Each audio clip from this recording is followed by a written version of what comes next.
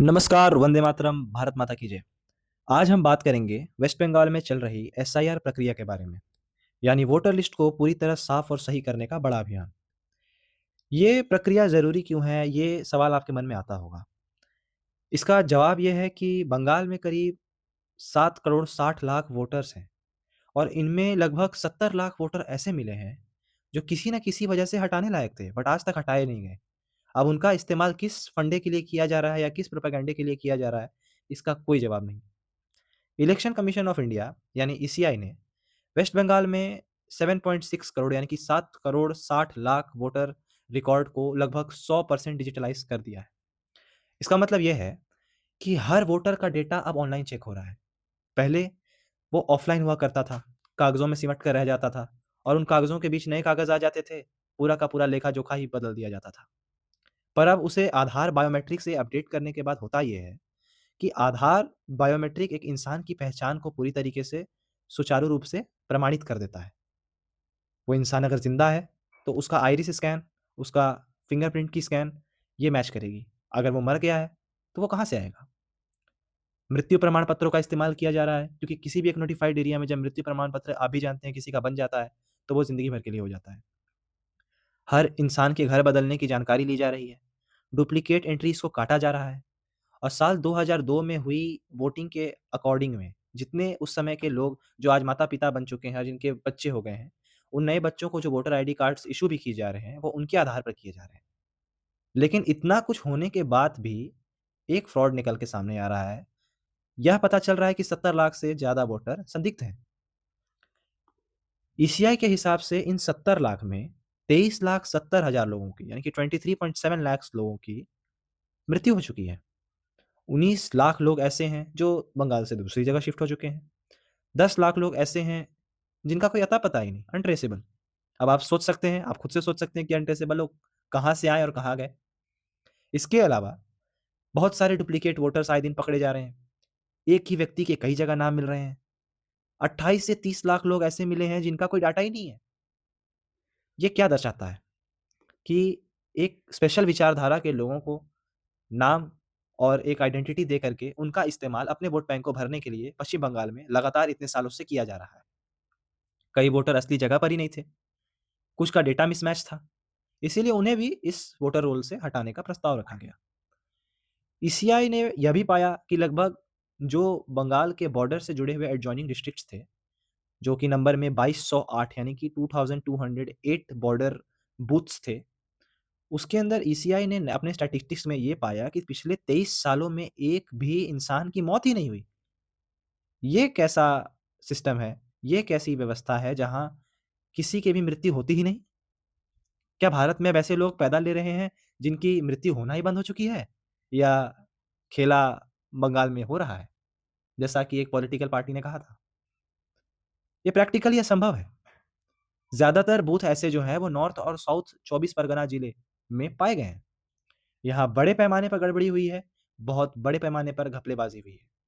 इसीलिए इन बूथों पर स्पेशल ऑब्जर्वर्स लगाए गए हैं। हम वीडियो की अगली स्लाइड पर बढ़ते हैं। इस स्लाइड में हमें ये पता करना है कि आखिर एसआईआर प्रक्रिया जो हो रही है, इसमें भी क्या रुकावटें आ रही हैं?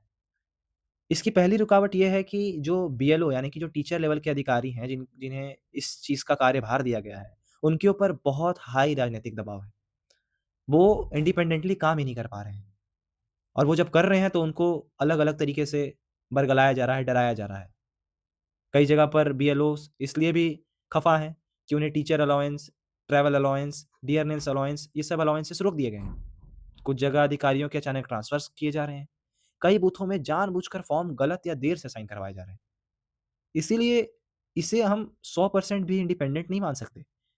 इलेक्शन कमीशन ऑफ इंडिया का कहना है कि कुछ लोग वोटर लिस्ट साफ करने वाली प्रक्रिया को रोकने की कोशिश कर रहे हैं, जो कि सच है।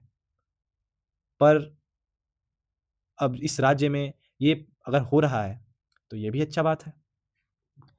प्रक्रिया की टाइमलाइन प्रक्रिया की टाइमलाइन ये है कि 16 दिसंबर 2025 को ड्राफ्ट वोटर लिस्ट जारी कर दिया जाएगा और 7 फरवरी 2026 तक जनता की सुनवाई की जाएगी। किसी को भी कोई परेशानी है, किसी को भी कोई प्रॉब्लम है, वो आकर के डिस्कस करे, अपने एसडीओ लेवल पर, बीडीओ लेवल पर, इलेक्शन कमीशन के लेवल पर जहाँ भी जा कर के कर सके, वो करे।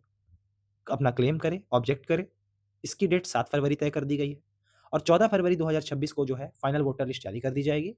इस दौरान कोई भी व्यक्ति अपना नाम जोड़ सकता है या गलत डिलीशन पर आपत्ति कर सकता है। बिहार का उदाहरण क्यों दिया गया? इन पूरे वाकयाओं में बिहार का उदाहरण इसलिए दिया गया क्योंकि इलेक्शन कमीशन ऑफ इंडिया ने कहा कि बिहार और पश्चिम बंगाल का पैटर्न सेम है। बिहार में भी शुरुआत में लगभग 65 लाख डिलीशंस बताए गए थे, लेकिन सुनवाई के बाद यह बढ़कर 68 लाख 60 हजार हो गए। उसी समय 21 लाख 50 हजार नए वोटर भी जोड़े गए। तो ये एक पुरानी व्यवस्था को बदलने के लिए एक अच्छी व्यवस्था है, एक नई व्यवस्था है जो रूप ले रही है। साफ-सफाई करने से असली डेटा सामने आता है। गलती से हटे नाम भी वापस से जुड़ जाते हैं और जिनकी कोई ज़रूरत नहीं, जो कीड़े-मकोड़े देश में घुस चुके हैं, उन्हें निकाला भी जाता है। अब इतनी कुछ घटनाएँ, गतिविधियाँ घटेंगी राज्य में, तो राजनीतिक असर अगर ना हो, तो भारतीय राज्य कैसा? तो ख़ासकर के बॉर्डर के इलाकों में 70 लाख लोगों के वोटर आईडी कार्ड्स खत्म होने का बहुत बड़ा असर हो रहा है। ईसीआई और राजनीतिक विश्लेषकों के अनुसार कुछ वोटों का लगभग 10% हिस्सा प्रभावित हो चुका है। इसमें 100 से ज़्यादा सीटों पर चुनाव के नतीजे बदल सकते हैं। 2021 में टीएमसी को 48% वोट मिले थे, जबकि बीजेपी को 38% वोट मिले थे। अगर 10% वोट हटते हैं, तो कई सीटों पर इसका अंतर उल्टा पड़ सकता है। इसी कारण सभी पार्टियां इस प्रक्रिया को लेकर काफ़ी सक्रिय और संवेदनशील हैं। जब इतना कुछ हुआ, तो ममता दीदी का भी रिएक्शन आया। उनका कहना है कि वोटर लिस्ट में छेड़छाड़ हो रही है, वोटर लिस्ट में खिलवाड़ हो रहा है। ऐसा सुनिश्चित करें इलेक्शन कमीशन ऑफ इंडिया की वोटर लिस्ट में कोई छेड़छाड़ ना हो। अमित शाह जी का कहना है बीजेपी से कि ये वोटर रोल्स को क्लीन किया जा रहा है, साफ-सफाई की जा रही है। और इलेक्शन कमीशन ऑफ इंडिया का कहना है कि हमने एक्स्ट्रा ऑब्जर्वर्स और एक्स्ट्रा टीम्स भेजी हैं ताकि काम पारदर्शी रहे और आप दोनों खुश रहें। तो अगर हम इसे एक रूप में देखें, एक मूल में देखें, तो हमें ये समझ में आता है कि एक तरफ की सरकार कह रही है कि बदलाव मत करो, दूसरी तरफ इलेक्शन कमीशन ऑफ इंडिया और केंद्र कह रहा है कि गड़बड़ी है, तो इसे साफ तो करना पड़ेगा। वेस्ट बंगाल में वोटर लिस्ट की सफाई सिर्फ राजनीति नहीं है, यह एक बड़ी प्रशासनिक प्रक्रिया है, ताकि फर्जी वोटर हटें, असली वोटर को अधिकार मिले, चुनाव और भी समझदारी और ईमानदारी से हो सके।